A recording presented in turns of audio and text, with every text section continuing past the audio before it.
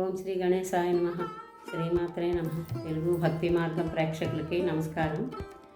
ఈరోజు మనం సూర్యభగవానునికి ఏ పుష్పాలతోని అర్చించి ఏ ఫలితాలు పొందవచ్చును అనే అంశం మీద ఈ వీడియోలో మాట్లాడుకుందాం. జ్యోతిష్ శాస్త్రంలో సూర్యభగవానుడు ద్వాదశ రాశుల్లో సంచరించినప్పుడు ఆయనకి నచ్చిన ప్రీతికరమైన రాశులు ఏవి అంటే మూల త్రికోణ రాశులు. మేష సింహ ధనస్సులని మూల త్రికోణ రాశులు అంటారు అన్నమాట. ఇవి సూర్యభగవానునికి సంబంధించినవి. ఎందువల్ల అంటే మేషంలో సూర్యుడు ఉచ్చ పొందుతాడు 10 డిగ్రీల దగ్గర. సింహం అతనికి స్వక్షేత్రము ప్లస్ 20 డిగ్రీల వరకు కూడా మూల త్రికోణ స్థానము. అలాగే ధనస్సు అతిమిత్ర క్షేత్రము. ధనుర్మేనాలు గురుక్షేత్రాలు. ఇక్కడ కూడా సూర్యభగవానుడు మంచి ఫలితాలే ఇస్తాడు. అందువల్ల ఇవి మూల త్రికోణ రాశులు అన్నమాట. అయితే ధనుర్మాసం ఇప్పుడు నడుస్తున్నది.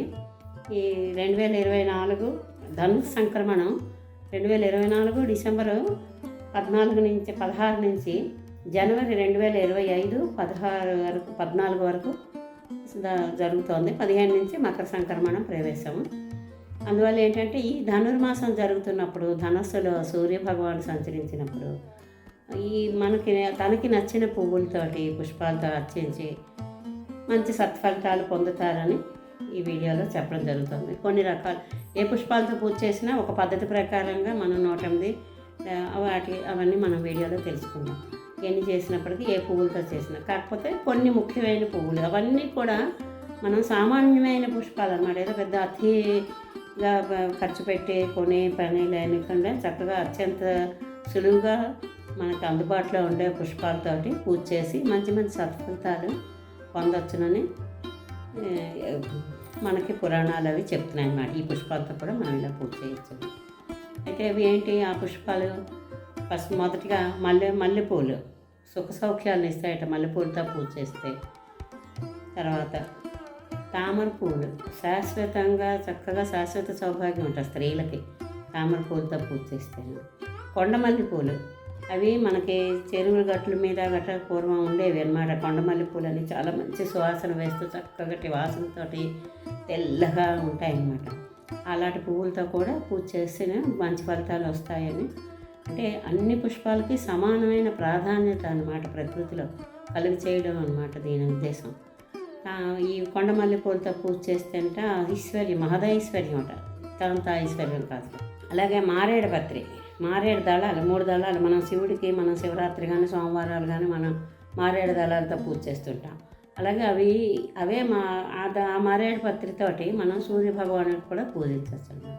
ఇలా పూజిస్తే అంటే మనశ్శాంతి, గృహశాంతి, ఐశ్వర్య ప్రాప్తి ఇవన్నీ కలుగుతాయట మారేడు పత్రితో పూజ చేస్తే. మందార పూలతో పూజ చేస్తేనేమో వ్యాధి నివారణ జరుగుతుందట. ఎర్రటి పువ్వులతోటి మందారాలు ఎరుపు మందారాలతో పూజ చేస్తే వ్యాధి నివారణ తొందరగా జరుగుతుంది. అలాగే తెల్ల జిల్లేడు పువ్వులు అతనికి చాలా ప్రీతికరమైనవి, సూర్యుడికి చాలా ప్రీతి ప్రాప్తులు అవుతారట ఈ పువ్వులతో పూజ చేసినప్పుడు. పొగడ పూలు కూడా మనకి కాడ సన్నంగా ఉండి చక్కగా చిన్న పువ్వు ఉండి పెద్ద కాడ ఉంటుంది. తెల్ల పువ్వులు అప్పుడు పొగడ పూలు ఆ పువ్వులతో పూజ చేస్తే యువకులు పూజ చేసినప్పుడు చక్కటి అందమైన భార్య లభిస్తుందట, రూపవతి అయిన భార్య లభిస్తుందట. అవిసె పూలతో పూజ చేస్తే మంచి ఎలాంటి వాళ్ళు కూడా మంచి మిత్రులుగా మారుతారట అవిసె పూలతో పూజ చేసినప్పుడు. కరివేరు అంటే గన్నేరులో చాలా రకాలు ఉన్నాయి. పసుపు గన్నేరు ఉంది, ఎరుపు గన్నేరు, చిన్నవి పెద్దవి గులాబీ పువ్వులా ఉండే గన్నేరులు, రకరకాల గన్నేరులు ఉన్నాయి. ఏదో ఒక గన్నేరు అన్ని రకాలు అయినా పర్వాలేదు. గన్నేరు పూలతో పూజ చేస్తేనే సూర్యుడికి అది చాలా ఇష్టమైన పువ్వులట. ఆ పూజ చేసుకున్నప్పుడు సూర్యుడికి కూడా ప్రీతిపాత్రలు అవుతారట, బాగా ఇష్టలు అవుతారట ఆ పువ్వులతో పూజ చేసినప్పుడు. అలాగే ముద్గర పువ్వులని దొరుకుతాయట. అవేమో ఆ పువ్వులతో పూజ చేస్తే జన్మాంతరం సూర్యులోక ప్రాప్తి జరుగుతుంది ఆ పువ్వులతో పూజ చేసినప్పుడు. సదాప పూలు అనేవి ఉంటాయి అన్నమాట. సదాప పూలు అనేవి అంటే మనం సాధారణంగా ఈ పేరు కొంచెం తక్కువ వింటూ ఉంటాము. తెలిసిన వాళ్ళు ఎవరైనా ఉంటే ఏం పువ్వులు అనేది ఒకసారి మనం యూట్యూబ్లో కొడితే వస్తాయేమో చూసి పెట్టాలి. వీటితో ఈ పువ్వులతో పూజ చేసినప్పుడు ముక్తిని పొందుతారట, ముక్తి లభిస్తుందిట. అలాగే బక్క పుష్పాలు అంటే గోధుమ అంటే కొంగ ముక్కులాగా ఉంటాయట. అవి గోధుమ రకం రంగు కలిగి మందారాలు. ఈ పుష్పాలతో పూజ చేస్తే అంటే అనేక కోరికలు తీరుతాయట, మంచి తేజస్సు కలుగుతుందట, అనేక కోరికలు తీరుతాయట ఈ పూజలు. తర్వాత మాలతి పువ్వులతో పూజ చేస్తే అంట సూర్యభగవానుడే సాక్షాత్తు తన సన్నిధానంలో ఉంటాట. పూజ చేసిన వాళ్ళ ఇంట్లో సూర్యభగవానుడే తన సన్నిధానంలో ఉంటాడు. ఇంతకన్నా అదృష్టం ఏముంటుందంటే మాలతీ పూలు దొరకాలి, కానీ నిత్యం మాలతీ పూలతో పూజ చేసుకుంటే సూర్యభగవానికి అత్యంత ప్రీతికరమైన తనే మన దగ్గర ఉంటాడు, మన సన్నిధానంలో ఉంటాయి. ఆ పువ్వులు దొరికిన వాళ్ళు ఖచ్చితంగా ఆ పువ్వులతో పూజ చేసి మంచి సత్ఫలితాలని పొందండి. అలాగే తెల్ల తామర పువ్వులతో కూడా ఐశ్వర్య ప్రాప్తి, శాశ్వత సౌభాగ్యము స్త్రీలకి జరుగుతుంది. ఎర్ర కలువలతో పూజ చేసినప్పుడు శాశ్వత కీర్తి ప్రతిష్టలు ఎర్ర పూలతో పూజ చేస్తే. అలాగే అనేక రకాల పుష్పాలు అన్ని రకాలు అంటే ఒక్కొక్కటి ఒక్కొక్క రకం కాకుండా మనకు దొరికినవి ఎన్ని ఉంటాయి అన్ని పుష్పాలతో పూజ చేసినప్పుడు అనేక రకాల కోరికలు కలుగుతుంది, కోరికలన్నీ తీరుతాయి. తర్వాత మోదుగు పూలతో పూజ చేస్తే మనకి జాతకంలోని రవి ఎవరికైనా దుస్థానాల్లో ఉండి సరి అయిన ఫలితాలు గ్రహపీడ కానీ ఉంటే కనుక రవితో ఈ పువ్వులతో పూజ చేస్తే ఆ దోష నివారణ అయిపోతుందట, ఆ గ్రహపీడ దోష నివారణ అవుతుందట. మోదుగు పూలు అవి మనకి నిత్యం అందుబాటులో ఉంటాయి, చక్కగా తెచ్చి మనం చేసుకోవచ్చు. మనకి చవితి పువ్వులు అంటాం, ముళ్ళుగోరింట పువ్వులు. మన వాళ్ళు చిన్నప్పుడు కూడా మనకి ఎప్పుడు ఆ పువ్వులు మా చిన్నతనం నుంచి కూడా మాకు ఆ పువ్వులు అంటే చాలా ఇష్టం. ఎక్కడ ఉన్నా సరే కోసుకోవడం వాళ్ళకి అర్థం చేసాం. చవితి పూలు అంటారు. ఈ పువ్వులతో పూజ చేస్తే సూర్యభగవాన్ బంగారం పూలతో పూజ చేసిన ఫలితం కలుగుతుందిట. అలాగే దానికి తగిన ఫలితం కూడా అలాగే ఉంటుంది, అంత మంచి ఫలితము ఉంటుంది సత్ఫలితాలు. తర్వాత సంపెంగ పూలతో పూజ చేసుకుంటే అంటే భాగస్వాములు అంటే అమ్మాయి అయినా అబ్బాయి అయినా సరే వచ్చిన జీవిత భాగస్వామి చాలా అందమైన జీవిత భాగస్వామి లభిస్తారట సంపెంగ పూలతో పూజ చేస్తే. అలాగే అశోక పుష్పాలతో పూజ చేస్తే అసలు శోకం అనేదే ఉండదట ఆ జాతకునికి. అలా అనేక రకాలు ఇప్పుడు మనం చెప్పుకునే రకాలు ఇవన్నీ కూడా అన్నీ కొద్దిగా అన్నీ దొరికినప్పుడు ఏవో కొన్ని రకాలు దొరికినప్పుడు ఈ పుష్పాలు అన్నీ కలిపి మాలగా గుచ్చి సూర్యభగవానుడి మన ఇంట్లో ఏదైనా ఒక ఫోటో ఉందా,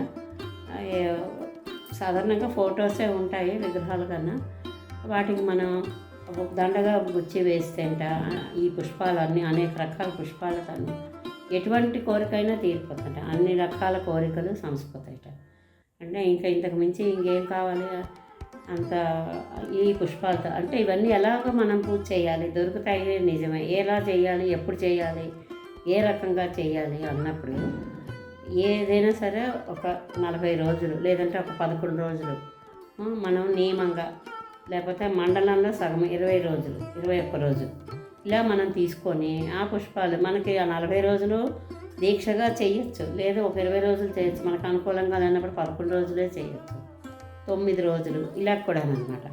అలాగా ఒకే టైంకి ఆదివారం లేదు, ఆదివారం నుంచి ఒక ఆదివారం మంచిది, సూర్య నక్షత్రము సూర్యభగవానుడు ఏ రోజు దేవత ఆ రోజు నుంచి పొద్దుట సూర్యహోర పొద్దుట మన 6 గంటల నుంచి 7 గంటల వరకు సూర్యహోర నడుస్తూ ఉంటుంది. అప్పుడు బాలభాస్కరుడు చక్కగా ఉదయించే టైము, ఆ టైంలో సూర్యభగవానుడికి సూర్య నమస్కారం చేస్తూ ఈ పువ్వులతో పూజించి నివేదన కూడా ఇలాగ ఈ పూజ చేసినప్పుడు 108 పువ్వులతో పూజ చేసి సూర్యభగవానుడికి ఇష్టమైన ప్రీతికరమైన పాయసము లేకపోతే గోధుమ సంబంధమైన ఏదైనా గోధుమ ప్రసాదము, గోధుమ రొట్టెలు మనకి ఏది మన చేతనైతే అది మనం ప్రసాదంగా నివేదించి ఈ పూలతో పూజ చేసి ఒక భక్తితో ఒక సమర్పణ, మనకి ఏదైనా ఒక అవసరంగా ఏదైనా ఒక కోరిక ఉంది, ఏదైనా ఏదో అవాంతరాలు వస్తున్నాయి, లేదంటే ఆ పని కావాలి అర్జెంటుగా మనం ఈ పనిలో సత్ఫలితాలు పొందాలి అన్నప్పుడు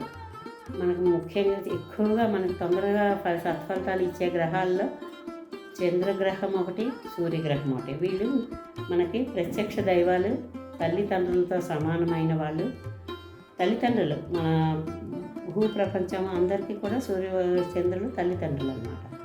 అందువల్ల వీళ్ళు ఏంటంటే మనకు ఈ పువ్వులతో పూజలు ఇచ్చాం, మనం ప్రత్యక్ష దైవాలు కాబట్టి వీళ్ళని మనం సరి అయిన పద్ధతిలో పూజ చేసి పుష్పాలు చక్కగా వాళ్ళకి ప్రీతికరమైన పుష్పాలతోటి పూజించి, అదే హారర్ టైం అనేది తీసుకుంటే ఆ హారర్లోని చాలా బలంగా చాలా శక్తివంతమైన ఫలితాలు ఉంటాయన్నమాట. అతను చాలా శక్తివంతం అంటే మనం ఒకసారి సూర్య నమః అంటే 10 సార్లు అన్నట్టుగా దాని ఫలితాలు, ఒక్కోసారి 100% కూడా ఫలితాలు వచ్చిన సందర్భాలు ఉన్నాయి.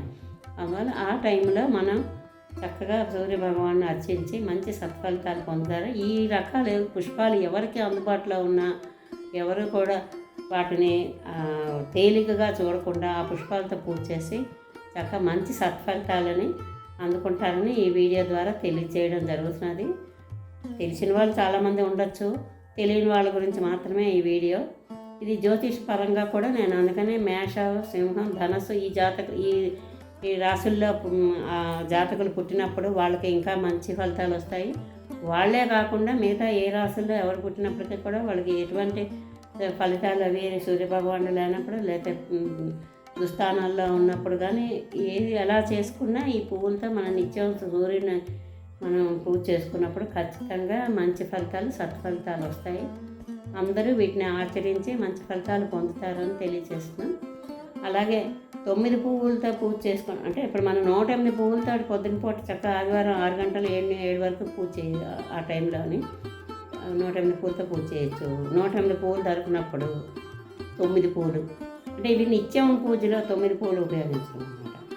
9 కానీ 9 పువ్వులు అంటే మనకి కొన్ని కోరికలు ఉంటాయి. మనం నిత్యం శాశ్వతంగా కీర్తి ప్రతిష్టలు రావాలి అనుకున్న వాళ్ళు 9 పువ్వులతో రోజు పూజ చేయొచ్చు.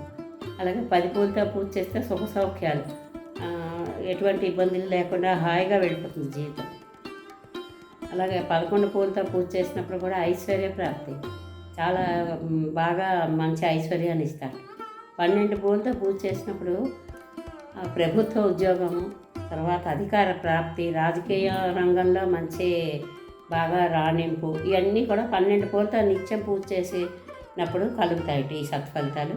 ఇవన్నీ కూడా ప్రూవ్ చేసి రాసి చెప్పబడిన అంశాలు కాబట్టి అందరూ కూడా వీటిని ఆచరించి తమ శక్తి మేరకు ఎవరికి ఏ రకమైన పుష్పాలు అందుబాటులో ఉంటే ఆ పుష్పాలతో పూజ చేసి సూర్యభగవానుని ప్రీతికి పాత్రలు అవుతారని, అతని ఆశీస్సులు పొందుతారని చెప్పడం జరుగుతున్నది. ఇలాంటి మంచి మంచి వీడియోలు తెలుసుకుంటూ తెలుగు భక్తి మార్గం చూడండి, పొందుతారని ఆశిస్తూ స్వస్తి.